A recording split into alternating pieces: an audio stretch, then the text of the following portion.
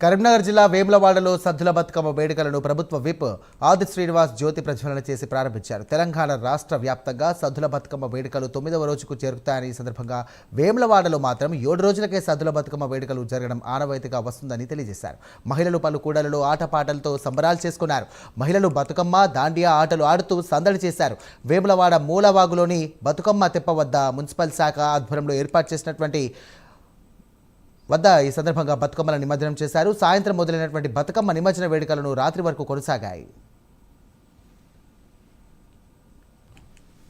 వేములవాడలో శ్రీ రాజరసం సన్నిధిలో బతుకమ్మ పండుగ ఘనంగా నిర్వహించబడతా ఉంది.